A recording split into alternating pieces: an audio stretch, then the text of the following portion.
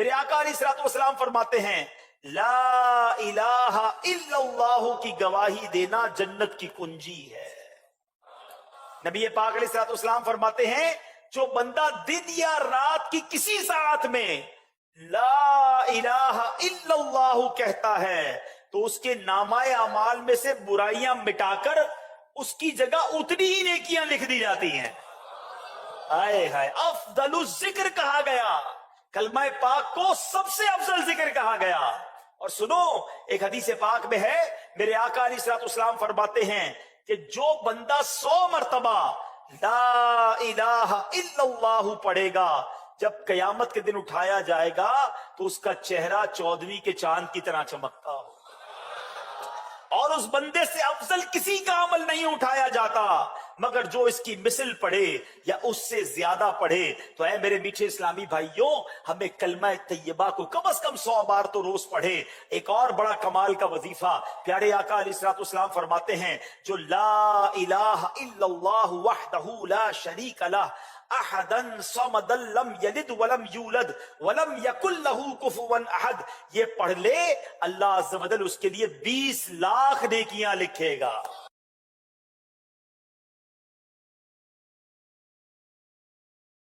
میرے آقا فرماتے ہیں وہ کلمے کیا ہیں؟ سبحان اللہ وبحمدہ سبحان اللہ العظیم۔ یقین کریں یہ میرا آزمایا ہوا وظیفہ ہے، آپ اس وظیفے کو پڑھیں، آپ کو فیل ہوگا آپ کی ٹینشن ریلیز ہو رہی ہے، آپ ریلیکس ہو رہے ہیں، آپ ہلکے ہو جائیں گے۔ مل کے پڑھیں سبحان اللہ وبحمدہ سبحان اللہ العظیم، یہ پڑھتے رہا کریں۔ ایک اور بڑا پیارا وظیفہ جس کو نبی پاک نے جنت کا خزانہ کہا ہے مسلم شریف کی حدیث ہے، میرے آقا فرماتے ہیں لا حول ولا قوت الا باللہ، یہ پڑھا کرو کیونکہ یہ جنت کے خزانوں میں سے خزانہ ہے۔ تو بہرحال میرے پیچھے اسلامی بھائیوں، اس بیان سے ان واقعات سے سیکھنے کو یہ ملا 2-3 باتیں جو آج ہمارے ٹاپک کا حصہ رہی کہ پہلی بات صبر کرنا ہے، مصیبت آئے پریشانی آئے اللہ کی رضا پر راضی رہیں، شکوہ نہ کریں، انشاءاللہ رب پر بھروسہ ہوگا تو وہ رب طوفان بھی ٹال دے گا اور ہم مشکل سے نکل جائیں گے۔ دوسری بات ہمیں سیکھنے کو یہ ملی کہ ہمیں اللہ کی رضا پر راضی بھی رہنا ہے اور پھر خوب اللہ کا ذکر کرنا ہے، اللہ کی یاد دلوں میں بسانی ہے۔ اور پھر ایک اور بات ہمیں یہ سیکھی ہم نے کہ کسی پر ظلم نہیں کرنا ہے، رحم کریں، رحم دل بن جائے، نرم ہو جائے، خیر خواہ بن جائے، آپ دوسروں کے لیے افطار کے بعد آسانی کریں، تکلیف ختم ہو اللہ کے جاتی لیے ہے، ہم آسانی کھاتے کر پیتے دیں۔ ہیں، موج کرتے ہیں، کر مگر بھلا تو وہ ثواب بھلا، باقی یہ رہ بڑی جاتا پیاری ہے۔ بات ہے۔ کبھی کبھی آپ کو کوئی بھلا مسجد کریں، میں آپ کے بلاتا ہے، سارے یار کام چلو سیدھے بھائی ہو جائیں بیان ہو رہا ہے، اجتماع ہو رہا ہے، کوئی نیکی کی بات ہو رہی ہے، نہیں درود یار دل نہیں پاک چاہ رہا۔ پڑھنے کے بے شمار فضائل و برکات ہیں۔ ایک ایسی قرآن پاک کی آیت ہے جو تقریباً ہر ہی مسلمان کو یاد ہوتی ہے، بار بار وہ سنتا رہتا ہے، بڑی مشہور و معروف آیت ہے، بسم اللہ الرحمن الرحیم، ان اللہ وملائکتہ یصلون علی النبی یا ایہا الذین آمنوا صلوا علیہ وسلموا تسلیما۔ صلی اللہ علی النبی الامی وآلہ صلی اللہ علیہ وسلم، صلاۃ و سلام علیک یا سیدی یا رسول اللہ۔ یہ آیت جو درود ہے یہ بعض مفسرین کے نزدیک شعبان المعظم میں ہی نازل ہوئی ہے، اس لیے شعبان کو درود پاک پڑھنے کا مہینہ کہا جاتا ہے۔ درود پاک کے فضائل کیسے کیسے ہیں، ایسے ایسے واقعات احادیث کی کتابوں میں ملتے ہیں۔ ایک بڑا ہی نرالا اور بڑا ہی حیرت انگیز واقعہ آپ کو سناؤں۔ نزہۃ المجالس میں یہ واقعہ موجود ہے کہ ایک شخص نے ایک ہرنی کو شکار کیا، ہرنی کو شکار کیا اور نبی پاک علیہ الصلوۃ والسلام کے پاس سے گزرا۔ اللہ تبارک و تعالی نے اس ہرنی کو قوت گویائی عطا فرما دی، اور اس ہرنی نے نبی پاک علیہ الصلوۃ والسلام سے عرض کیا کہ حضور میرے چھوٹے چھوٹے دودھ پیتے بچے ہیں، اس وقت وہ بھوکے ہیں، آپ اس شکاری کو کہیے کہ یہ مجھے واپس جانے دے، میں اپنے بچوں کو دودھ پلا کر واپس آ جاؤں۔ حدیث پاک کا یہ واقعے کا میں خلاصہ پیش کر رہا ہوں۔ اب ذرا غور کریں، ماں جو ہے نا وہ مائی ہوتی ہے. اس ہرنی نے یہ نہیں کہا کہ حضور مجھے کسی طرح رہائی دلوا دیں. عرض کیا میرے بچے چھوٹے ہیں، حضور مجھے تھوڑی دیر کی اجازت دلوا دیں، میں دودھ پلا کر واپس آ جاؤں گی. نبی پاک علیہ الصلوۃ والسلام نے اس طرح سوال کیا کہ اگر تم واپس نہ آئی تو اس ہرنی نے کیا کہا، اس کا جواب سنیے گا. وہ عرض کرتی کہ حضور اگر میں واپس نہ آؤں تو مجھ پر اللہ تبارک و تعالی کی ایسی لعنت ہو جیسی اس شخص پر لعنت ہوتی ہے کہ جس کے سامنے آپ کا ذکر کیا جائے اور وہ آپ پر درود نہ پڑھے. یعنی آپ سوچو، اس نے اس لعنت کا ذکر کیا. پیارے آقا علیہ الصلوۃ والسلام نے اب اس شکاری کو ارشاد فرمایا کہ اس ہرنی کو چھوڑ دو، میں ضمانت دیتا ہوں یہ واپس آ جائے گی. وہ ہرنی گئی اور تھوڑی دیر بعد، آج تک ایسا منظر نہیں دیکھا گیا تھا کہ کوئی شکار چھوٹ جائے اور واپس آئے. وہ ہرنی واپس آتی ہے، اپنے آپ کو گویا پھر سرنڈر کرتی ہے، پھر گرفتاری پیش کرتی ہے. اللہ اکبر. لیکن جب ایک روایت کے مطابق اس شکاری نے نبی پاک کی اور ہرنی کی گفتگو سنی، پیارے آقا کا یہ کمال دیکھا کہ آپ کے سامنے جانور گفتگو کرتے ہیں، آپ جانور کی افطار کے بولیاں بعد بھی تکلیف جانتے ختم ہو ہیں. جاتی ہے، ہم اور کھاتے جب پیتے وہ ہیں، موج ہرنی کرتے واپس آ گئی ہیں، مگر نبی پاک ثواب کے باقی کہنے رہ پر، جاتا ہے. تو کبھی وہ کبھی آپ کو کوئی شکاری جو مسجد ہے میں وہ بلاتا ہے، یار کلمہ چلو پڑھ کر بھائی بیان ہو مسلمان رہا ہے، ہو گیا. اجتماع ہو رہا ہے، کوئی نیکی کی بات ہو رہی ہے، نہیں یار دل نہیں چاہ رہا. اس واقعے کی ایک اور خوبصورتی دیکھیں کہ اب جبریل امین بارگاہ رسالت میں حاضر ہوتے ہیں اور عرض کرتے ہیں یا رسول اللہ صلی اللہ تعالی علیہ وسلم، اللہ تعالیٰ آپ پر سلام فرماتا ہے اور یہ ارشاد فرماتا ہے کہ مجھے اپنی عزت اور جلال کی قسم، میں آپ کی امت کے ساتھ اس سے بھی زیادہ مہربان ہوں جیسے کہ یہ ہرنی اپنی اولاد پر شفقت کر رہی ہے، اور میں آپ کو آپ کی امت کی طرف لوٹا دوں گا جیسا کہ ہرنی جو ہے وہ آپ کی طرف لوٹ کر واپس آئی ہے. تو یہاں نبی پاک کا مقام، پیارے آقا کا کمال، نبی پاک کا اعجاز بھی پتا چل رہا ہے، اور رب کی اس امت سے جو محبت ہے، رب کی جو کرم نوازی ہے وہ بھی پتا چل رہی ہے. مگر اس کے ساتھ ساتھ نبی پاک علیہ الصلوۃ والسلام کا ذکر ہو اور درود نہ پڑھا جائے، یہ کتنا بڑا وبال ہے، یہ کتنی بڑی یوں سمجھیے کہ محرومی ہے، یہ بھی پتا چل رہا ہے. ایک حدیث پاک میں ہے جس کا مضمون ہے جو درود پڑھنا بھول گیا گویا وہ جنت کا راستہ بھول گیا. تو درود جو ہے وہ ہماری زندگی میں شامل ہونا چاہیے. ہماری زبان ذکر و درود سے تر رہنی چاہیے، چلتے پھرتے اٹھتے بیٹھتے. اچھا، بالخصوص جب ہم محفلوں میں جائیں جہاں نبی پاک علیہ الصلوۃ والسلام کا ذکر کیا جائے، وہاں خاص درود پاک پڑھنا ہے.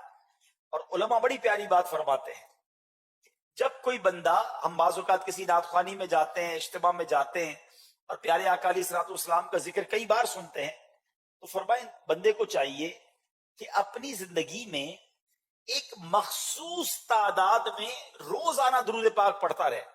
یعنی مثال کے طور پہ 100 بار، 200 بار، اللہ توفیق دے تو 313 بار، اس سے زیادہ بار، تاکہ اگر پورے دن میں کہیں اس نے پیارے آقا علیہ الصلوۃ والسلام کا نام سنا اور درود پڑھنا رہ گیا تو یہ جو بعد میں درود پاک پڑھنا ہے یہ اس کے قائم مقام، اس کا آلٹرنیٹ ہو جائے گا. تو اپنی زندگی میں، اپنے معمول میں، اپنی روٹین میں ہمیں درود پاک کو شامل کرنا چاہیے. اللہ پاک مجھے بھی کثرت سے درود پاک پڑھنے کی توفیق عطا فرمائے. جابر بن عبداللہ فرماتے کہ نبی پاک علیہ الصلوۃ والسلام نے ہمیں کفار قریش کے مقابلے پر بھیجا، ایک جہاد کے لیے روانہ کیا. حضرت سیدنا ابو عبیدہ بن جراح رضی اللہ تعالیٰ عنہ، یہ عشرہ مبشرہ میں سے صحابی ہیں اور بڑے کمال کے جرنیل تھے. ان کو ہمارا سپہ سالار بنایا، کمانڈر بنایا، اور ہمیں کھجوروں کی ایک بوری دے دی کہ یہ راستے بھر آپ نے کھانی ہے. اونلی ڈیٹس، کھجوروں کی ایک بوری جو ہے وہ لشکر کو پاس تھی کھانے کے لیے. کہتے ہیں اس کے سوا کوئی اور چیز ہمارے پاس نہیں تھی. حضرت ابو عبیدہ روزانہ ہمیں ایک کھجور عطا فرماتے تھے. افطار کے بعد تکلیف ختم ہو جاتی ہے, ہم کھاتے پیتے ہیں, موج کرتے ہیں, مگر ثواب باقی رہ جاتا ہے. کبھی کبھی آپ کو کوئی مسجد میں بلاتا ہے, یار چلو بھائی بیان ہو رہا ہے, اجتماع ہو رہا ہے, کوئی نیکی کی بات ہو رہی ہے, نہیں یار دل نہیں چاہ رہا. سوال کیا گیا کہ آپ ایک کھجور سے گزارا کیسے کرتے تھے؟ فرمایا ہم اس کو بچے کی طرح چوستے تھے, پھر اس کے اوپر پانی پی لیتے تھے, اور وہ رات تک ہمیں کافی ہو جاتی تھی. ہم اپنی لاٹھیوں سے درخت کے پتے گراتے, انہیں پانی میں بھگو کر کھا لیتے تھے.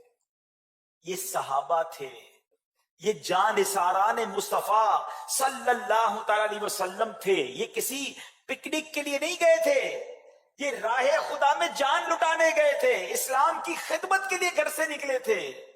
مگر ایک کھجور ہے اور اس پر گزارا ہے. مگر آج ہمارے پاس بہت کچھ ہے, مگر پھر بھی شکوہ ہے. صحابہ نے یہ نہیں کہا یا رسول اللہ ہم جان لٹانے جا رہے ہیں, آپ کے دین کو بچانے جا رہے ہیں, ایک ایک کھجور پر کیسے زندہ رہیں گے, حضور کچھ تو اور دیجئے. کبھی کسی صحابی کے منہ سے آپ نے یہ نہیں سنا. کئی کئی دن کے فاقے, غزوہ خندق کے موقع پر صحابہ کے پیٹ پر پتھر بندھے ہوئے تھے. واقعہ آپ کیسے بھول سکتے ہیں کہ صحابی رسول نبی پاک کے پاس آئے غزوہ خندق کے موقع پر, عرض کی حضور الجوع, بھوک. حضور پیٹ پر پتھر بندھا ہوا ہے. کونین کے والی صلی اللہ تعالی علیہ وسلم نے جب اپنا کرتا اٹھایا تو میرے آقا علیہ الصلوۃ والسلام کے پیٹ پر 2 پتھر بندھے ہوئے تھے. زباں پر شکوے رنجو علم لایا نہیں کرتے, زباں پر شکوے رنجو علم لایا نہیں کرتے, نبی کے نام لیوا غم سے گھبرایا نہیں کرتے. کبھی جو کی موٹی روٹی تو کبھی کھجور پانی, تیرا ایسا سادہ کھانا مدنی مدینے والے ہے چٹائی کا بچھونا. کبھی خاک ہی پہ سونا, کبھی ہاتھ کا سرہانا مدنی مدینے والے.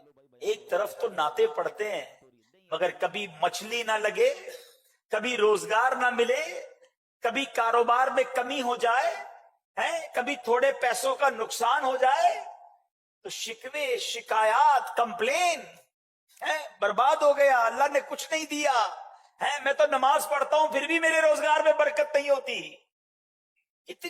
کتنی بارگاہ الہی میں کمپلین کرتے ہیں ہم. کدھر گیا ہمارا صبر, کدھر گیا شکر. یہ صحابہ ہے, کہتے ایک کھجور ہوتی تھی اور ہم اس پر گزارا کرتے تھے. اب دیکھو اللہ نے غیبی مدد کیسے کی. ان اللہ مع الصابرین, صبر کرو تو صحیح, پھر دیکھو کیسی مدد آتی ہے, پھر کیسے غیب کے خزانے کھلتے ہیں. یہ صبر کرتے تھے, اب کیسے غیب کے خزانے کھلے. کہتے ہم سمندر کے ساحل پر پہنچے, وہاں پر تیلے کی مانند, پہاڑ کی مانند ایک بہت بڑی مچھلی پڑی ہوئی تھی جسے امبر کہا جاتا ہے. حضرت سیدنا ابو عبیدہ رضی اللہ تعالیٰ عنہ نے اپنے ساتھیوں سے کہا کہ یہ تو افطار کے بعد تکلیف ختم ہو جاتی ہے, ہم کھاتے پیتے ہیں, موج کرتے ہیں, خود ہی مگر فرمایا کہ ثواب نہیں, باقی رہ جاتا ہم ہے. نبی کبھی پاک کبھی آپ کو کوئی مسجد میں بلاتا ہے, یار چلو بھائی بیان ہو رہا ہے, اجتماع ہو رہا ہے, کوئی نیکی کی بات ہو رہی ہے, نہیں یار دل نہیں چاہ رہا. اور آپ حضرات حالت اضطرار میں ہیں, یہ ایک الگ پوری بحث ہے. تو حضرت ابو عبیدہ نے کہا کہ آپ اسے کھا سکتے ہیں.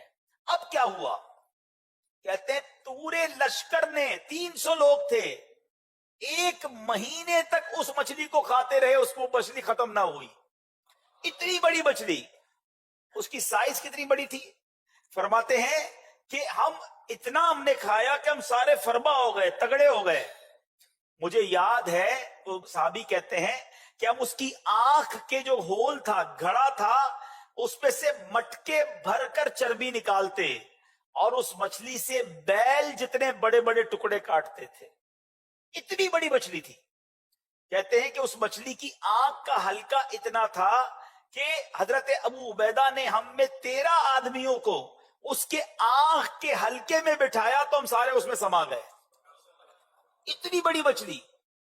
اچھا, پھر کہتے ہیں کہ اس کی پسلی کمان کی طرح ہم نے کھڑی کی تو اونٹ جو جس کے اوپر کجاوا بھی لگا ہوا تھا، یعنی اس کے اوپر بیٹھنے کی بھی جو جگہ ہوتی ہے وہ بھی بنی ہوئی تھی، اس پسلی کے درمیان سے نکالا تو اونٹ بھی اس کے نیچے سے گزر گیا.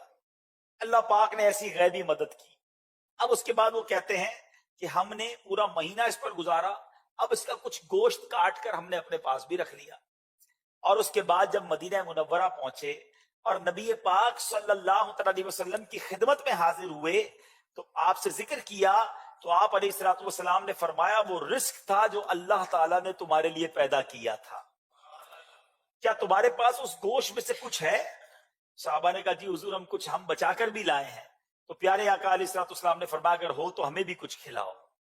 پھر پیارے آقا علیہ الصلوۃ والسلام نے بھی اس میں سے کچھ تناول فرمایا.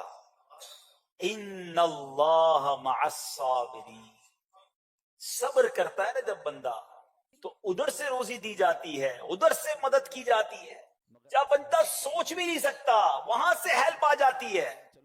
لیکن اگر بندہ کہتا ہے نا کہ صبر بھی نہ کرے، شکوہ شکایات کرے، تو پھر اس کی مدد نہیں ہوتی، پھر وہ اور تکلیف میں جاتا ہے، کیونکہ جو ناشکری کرتا ہے اس کی نعمتوں کو اور سوال لگ جاتا ہے. اللہ کرے کہ ہم صبر کرنے والوں میں بن جائیں. یہاں ایک اشکال جو ہے، ایک کنفیوژن ہو سکتا ہے کسی کے ذہن میں آ جائے تو اس کا ازالہ کر دیتا ہوں کہ یہ جو مچھلی کو حضرت ابو عبیدہ نے مردار کہا، حالت اضطرار میں قرار دے کر تناول فرنے کی بھی اجازت دے دی، لیکن نبی پاک علیہ الصلوۃ والسلام نے اس گوشت کو کیسے تناول فرمایا؟ سبحان اللہ. علماء نے بڑی پیاری اس پر تحقیق کی اس حدیث کے تحت کہ مچھلی ایسا جانور ہے جس کی ذبح کرنے کی حاجت نہیں ہوتی. حضرت ابو عبیدہ رضی اللہ تعالیٰ عنہ کو اس کے حلال ہونے کا علم نہیں تھا، کیونکہ پھر یہ کہ ملنے والی مچھلی ایسی تھی جو سمندر کے کنارے پر ملی تھی، اسے باقاعدہ شکار نہیں کیا گیا تھا، اس لیے یہ مزید مشکوک ہو گئی. تو انہوں نے اس مچھلی کو مردار قرار دے دیا، پھر اپنے اجتہاد سے حالت اضطرار کی بنا پر اسے کھانے کا حکم دے دیا. لیکن افطار کے بعد تکلیف ختم ہو جاتی ہے، ہم کھاتے پیتے ہیں موج کرتے ہیں، مگر ثواب باقی رہ جاتا ہے. کبھی کبھی آپ کو کوئی مسجد میں بلاتا ہے یار چلو بھائی بیان ہو رہا ہے، اجتماع ہو رہا ہے، کوئی نیکی کی بات ہو رہی ہے، نہیں یار دل نہیں چاہ رہا. آپ تو مدینے میں تھے، لیکن اس کے باوجود میرے آقا نے اسے تناول فرمایا. شارحین حدیث نے پیارے آقا علیہ الصلوۃ والسلام کی طرف سے اس مچھلی کو کھائے جانے کے بہت خوبصورت نکات بیان فرمائے. مثلاً یہ غیبی رزق تھا اور برکت والا گوشت تھا، اس کے پیارے آقا علیہ الصلوۃ والسلام نے اسے طلب کیا اور تناول فرمایا. اور اس نقطے کے ساتھ ساتھ عین ممکن ہے کہ حضرت ابو عبیدہ رضی اللہ تعالیٰ عنہ کی اجتہادی خطا دور کرنے کے لیے نبی پاک علیہ الصلوۃ والسلام نے بطور خاص مچھلی کا گوشت تناول فرمایا تاکہ ان کو اور دیگر حضرات کو اس کے حلال ہونے کا علم ہو جائے. بہرحال اس واقعے کی خوبصورتی اپنی جگہ، مگر یہاں یہ سبق ملا کہ زندگی میں مشکلیں آتی ہیں، پریشانیاں آتی ہیں، بعض اوقات انسان کسی بڑی مشکل میں پھنس جاتا ہے اور اپنے ذہن سے سوچتا ہے کہ اب میں اس سے نہیں نکل سکوں گا، مگر ایسا نہیں ہے. اگر اللہ پر بھروسہ ہونا تو اللہ کریم طوفان بھی ٹال دیتا ہے، اس کی رحمت ایسے کنارے لگاتی ہے کہ بندے کی عقل حیران ہو جاتی ہے. یہی مچھلی والا واقعہ جو حضرت یونس علیہ الصلوۃ والسلام اللہ کے نبی ہے نا، مگر وہ بھی تو مچھلی کے پیٹ میں رہے، اور مچھلی کے پیٹ سے کیسے زندہ باہر آئے، یہ بھی اللہ کی قدرت کا ایک نظارہ ہے. اور آپ نے سبحان اللہ وہ مچھلی کے پیٹ میں جو وظیفہ پڑھا تھا، لا الہ الا انت سبحانک انی کنت من الظالمین، یہ وظیفہ بتا رہا ہے کہ اگر آپ کسی ایسی بند کوٹڑی میں گویا پھنس گئے ہیں، آپ کو لگتا ہے کہ یہ غموں کی کوٹڑی سے کیسے باہر نکلوں گا، یہ پرابلم بڑا ہے، اللہ پر بھروسہ رکھو. تو ہمیں اللہ کی رحمت پر بھروسہ رکھنا ہے اور مشکلوں سے گھبرانا نہیں ہے. بیٹے اسلامی بھائیو، اس مہم کا نام جو ابھی ہم نے سنا، اس کو سیف البحر کہا جاتا ہے. 300 جاں بازوں کی جو فوج تھی اس کے سپہ سالار حضرت ابو عبیدہ بن جراح عشرہ مبشرہ میں سے تھے، اور نبی پاک علیہ الصلوۃ والسلام نے ان کو امین الامت یعنی امت کا امانت دار یہ پیارا لقب عطا فرمایا. اور ابتدائے اسلام میں حضرت ابو بکر صدیق رضی اللہ تعالیٰ عنہ کی انفرادی کوشش کے نتیجے میں یہ مسلمان ہوئے. نہایت ہی دلیر، شیر دل، بلند قامت تھے. اور غزوہ احد کے موقع پر جب نبی پاک علیہ الصلوۃ والسلام کے مبارک رخساروں میں لوہے کی 2 کڑیاں پیوست ہو گئی تھی، میرے آقا زخمی ہوئے تھے، تو حضرت ابو عبیدہ ہی تھے جنہوں نے اپنے دانتوں سے نبی پاک کے گال مبارک سے ان کڑیوں کو کھینچا، لیکن اس کو نکالنے میں حضرت ابو عبیدہ رضی اللہ تعالیٰ عنہ کے 2 دانت شہید ہو گئے تھے. بڑے جانثار صحابی. اللہ کریم تربت حضرت ابو عبیدہ پر اپنی رحمتوں کی بارش نازل فرمائے اور ان کے صدقے ہماری مغفرت فرمائے. حضرت عمر فاروق کا ایک قول ہے ان کے بارے میں، آپ کچھ اس طرح فرماتے ہیں کہ میری خواہش یہ ہے کہ ایک کمرہ ہو اور اس میں ابو عبیدہ جیسے بہت سارے لوگ ہوں، میرے پاس ایسے اور لوگ ہوں، کیونکہ افطار کے بعد تکلیف ختم ہو جاتی ہے، ہم کھاتے پیتے ہیں، موج کرتے ہیں، مگر ثواب باقی رہ جاتا ہے. کبھی کبھی آپ کو کوئی مسجد میں بلاتا ہے، یار چلو بھائی بیان ہو رہا ہے، اجتماع ہو رہا ہے، کوئی نیکی کی بات ہو رہی ہے، نہیں یار دل نہیں چاہ رہا. کہ مچھلی اور ٹڈی اس پہ خون ہوتا ہی نہیں ہے، یعنی اس کے اخراج کی، اس کو خارج کرنے کی حاجت ہی نہیں، اس لیے جس میں خون نہ ہو ان جانوروں میں ہمارے یہاں صرف یہ 2 ہی حلال ہیں، لہذا یہ بے ذبح کھائے جاتے ہیں. اور یاد رہے سوال یہ ہے کہ مچھلی کا خون پاک ہے یا ناپاک؟ تو بڑا پیارا فقہی جواب ہے کہ پاک اور ناپاک کا مسئلہ تو جب ہو کہ جب مچھلی میں خون بھی ہو. مچھلی میں خون ہے ہی نہیں، یہ جو بھی لیکوڈ نکلتا ہے یہ خون نہیں ہے، اس لیے وہ ناپاک بھی نہیں ہے، اسی لیے اس کو ذبح بھی نہیں کیا جاتا. اچھا، مچھلی کی کون کون سی چیزیں ناپاک ہیں، یہ ایک سوال ہے.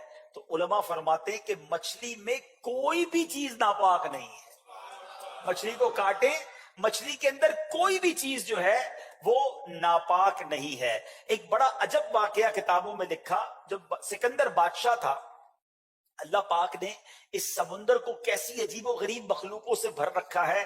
میرے رب کی شان دیکھو، اس سمندر کو جب دیکھے نا تو اللہ کی قدرت سمجھ آنی چاہیے.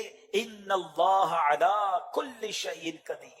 67% دنیا میں پانی ہے، ٹھیک ہے، اور اس کے اندر کتنی تعداد ہے مچھلیوں. اور ایک تحقیق میں نے پڑھی تھی کہ اگر اس دنیا سے خوراک ختم ہو جائے نا، اناج ختم ہو جائے، جانور پرندے سب ختم ہو جائیں، تو بھی سمندر 100 سال تک دنیا کو خوراک دے سکتا.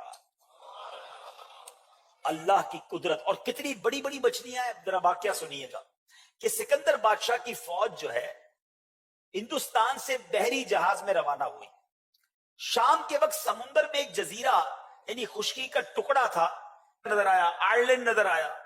تو انہوں نے کیا کیا کہ جہاز کو لنگر انداز کیا، سارے لوگ جزیرے پر اتر گئے، اس پہ کھوٹے گاڑے اپنے کیمپ لگانے کے لیے، چیزیں لگانے کے لیے، جو بھی ٹھیک خیر رہی.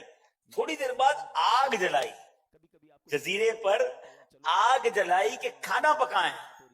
تو اب جزیرہ جو ہے وہ ہلنے لگا ہے، اور اس کے بعد وہ جزیرہ جس کو جزیرہ سمجھ رہے تھے پورا کا پورا ہی پانی میں اتر گیا، اور سارے کے سارے لوگ ڈوب کر مر گئے. بعد میں پتا چلا کہ وہ جزیرہ یا زمین کا کوئی ٹکڑا نہیں تھا، وہ دیو ہیکل مچھلی تھی. وہ اتنی بڑی مچھلی تھی کہ لوگ اسے جزیرہ سمجھ کر اتر گئے، لیکن اس کو کیل ٹھوکا تو بھی اس کی چمڑی پہ کوئی اثر نہیں پڑا. جب آگ جلائی تو اس مچھلی کو جلن محسوس ہوئی، اور اس کے بعد اس نے حرکت کی، اور جناب اس کی وجہ سے وہ تمام لوگ ڈوب گئے. تو پتہ یہ چلا کہ اس سمندر میں اللہ پاک نے کیسی عظیم و شان مخلوق بنائی ہے. تو جو رب یہ سب بنا سکتا ہے اس کی قدرت کا کیا عالم ہوگا، ہے اس کی شان کا عالم کیا ہوگا.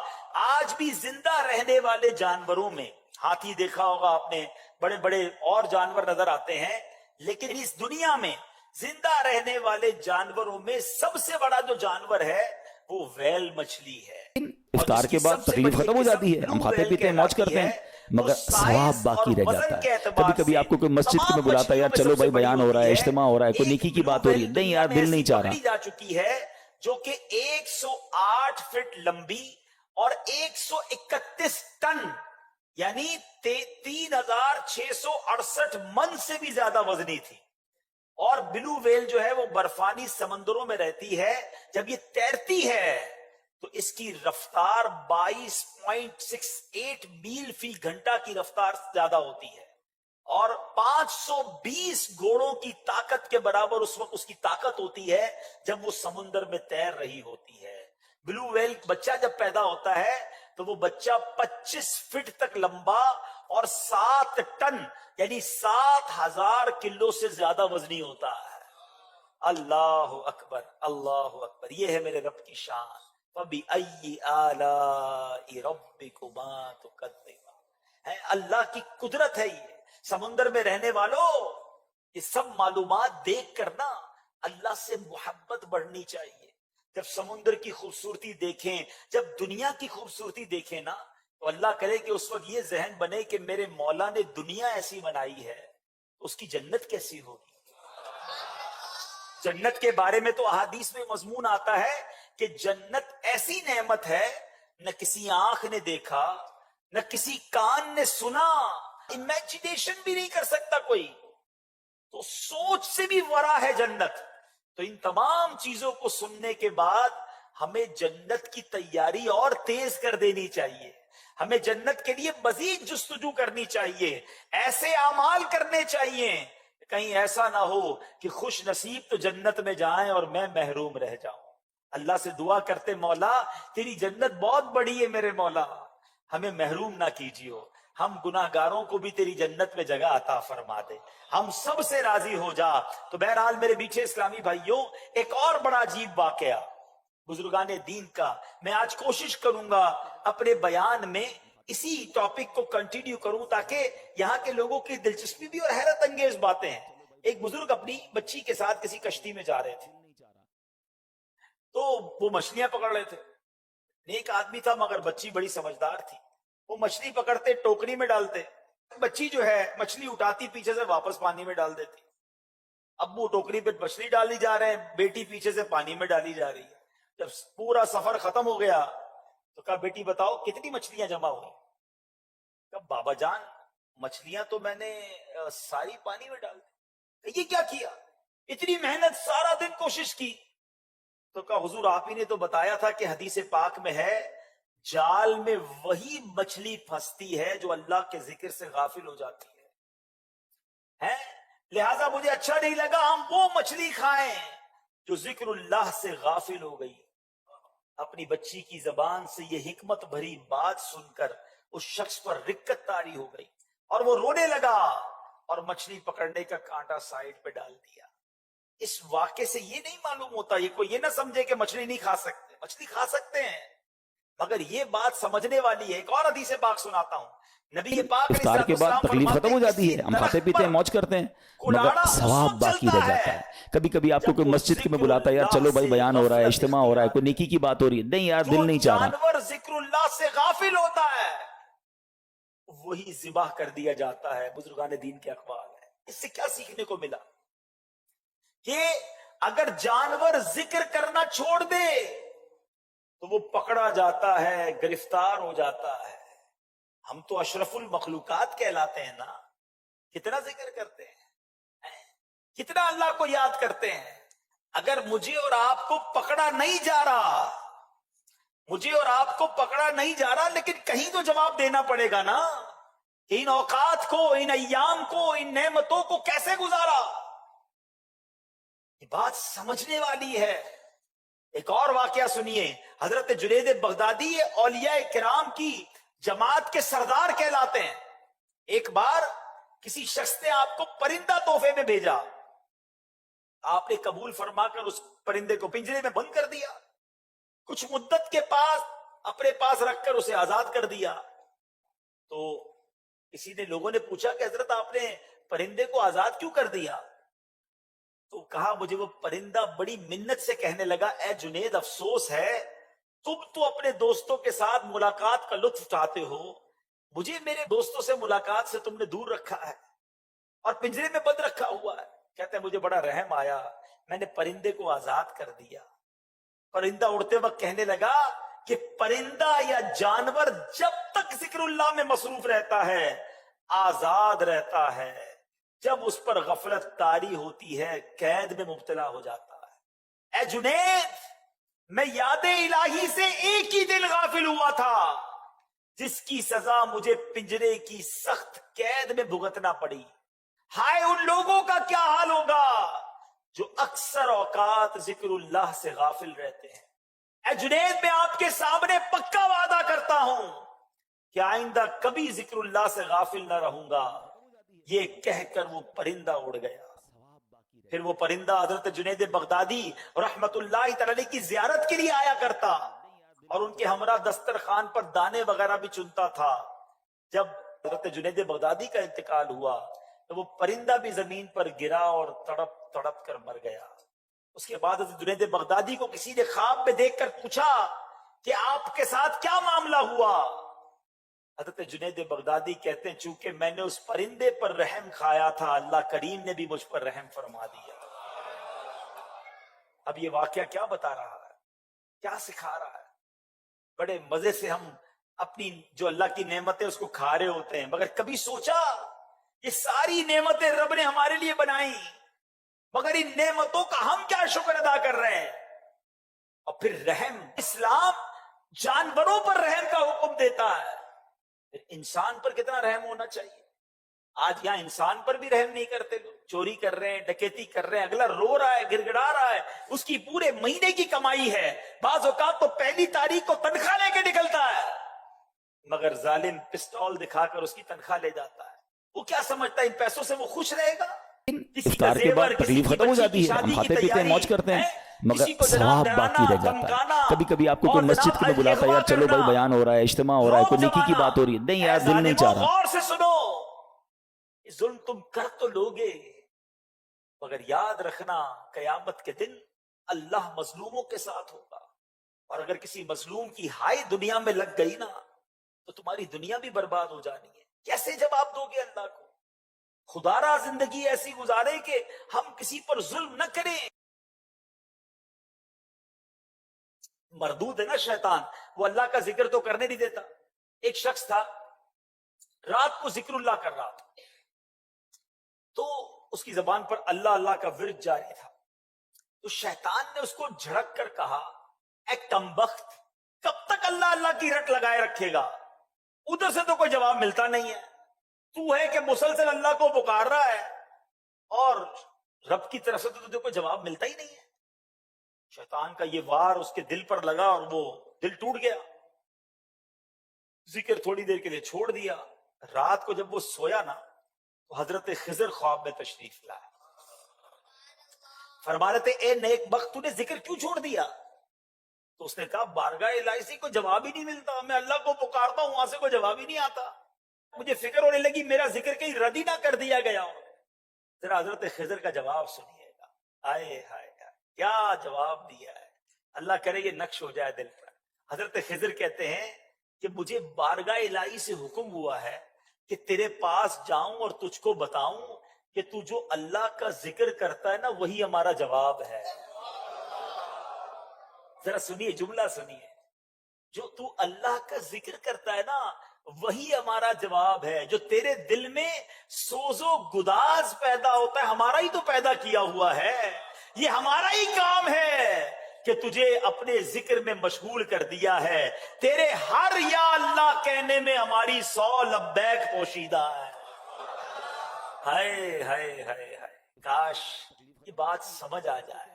یہ جو نماز ہم پڑھتے ہیں نا, یہ ہمارا کمال نہیں ہے, یہ اللہ نے دل میں توفیق ڈالی ہے. اللہ چاہتا ہے تو ہم نماز پڑھتے ہیں, وہ چاہتا ہے تو ذکر کرتے ہیں, وہ چاہتا ہے تو دعا کرتے ہیں.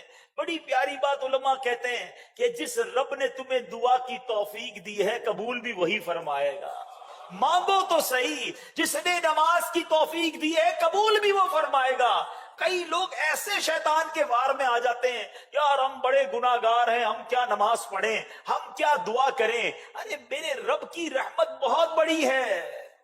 کیا خوبصورت بات پنجابی شاعر لکھتے ہیں نا, رحمت دا دریا الہی ہر دم وگدا تیرا, جے قطرہ بخشے مینوں کم بڑھ جاوے میرا, جے میں ویکھاں عملہ ولے کچھ نہیں میرے پلے. مالک جب بھی اپنے عمل دیکھے ہیں تو تو شرمندگی ہی ہوتی ہے، کچھ ہے ہی نہیں، کیا پیش کریں؟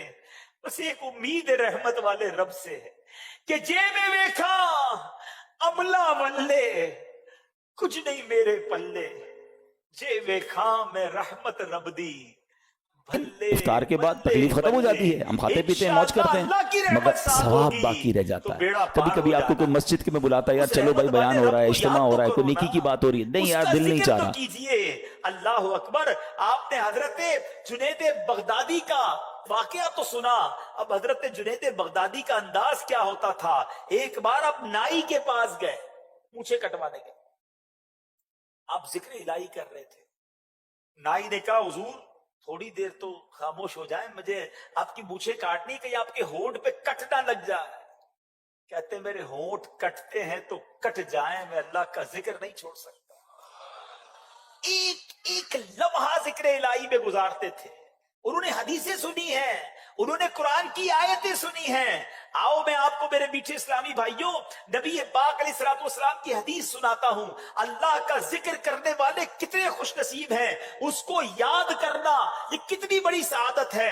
بخاری شریف کی حدیث ہے، سیدنا ابو ہریرہ رضی اللہ تعالیٰ عنہ اس حدیث کے راوی ہیں، نور کے پیکر، تمام نبیوں کے سرور، دو جہاں کے تاجور، سلطان بحر و بر صلی اللہ تعالیٰ علیہ وسلم نے فرمایا، اللہ عز و جل فرماتا ہے، اس کا مطلب یہ حدیث قدسی ہے، رب فرماتا ہے کہ میں اپنے بندے کے گمان کے قریب ہوں، جو وہ مجھ سے کرتا ہے، جب وہ میرا ذکر کرتا ہے تو میں اس کے ساتھ ہوتا ہوں، اگر وہ مجھے تنہائی میں یاد کرتا ہے میں بھی اسے تنہا یاد کرتا ہوں، اگر وہ میرا ذکر مجمع میں کرتا ہے تو میں اس سے بہتر مجمع میں اس کا ذکر کرتا ہوں، یعنی فرشتوں میں ان کا ذکر کرتا ہوں، اگر وہ ایک بالش مجھ سے قریب ہوتا ہے تو میری رحمت اس سے ایک ہاتھ قریب ہو جاتی ہے، اگر وہ ایک ہاتھ میرے قریب آتا ہے تو میری رحمت اس سے 2 ہاتھ قریب ہو جاتی ہے، اگر وہ میرے پاس چلتے ہوئے آتا ہے تو میری رحمت اس کے پاس دوڑتی ہوئی آتی ہے۔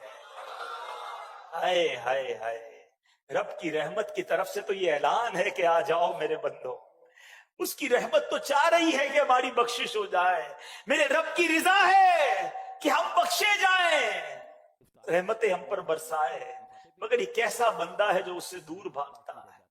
اے میرے پیچھے اسلامی بھائی، ان احادیث سے، ان روایتوں سے اللہ کی محبت دل میں پیدا کیجئے کہ وہ کریم کتنا نوازنے والا ہے۔ کیا خوبصورت فارسی کا ہم مقولہ سنتے ہیں نا، رحمت حق بہا نمی جویت، اللہ کی رحمت بہا قیمت تلاش نہیں کرتی ہے،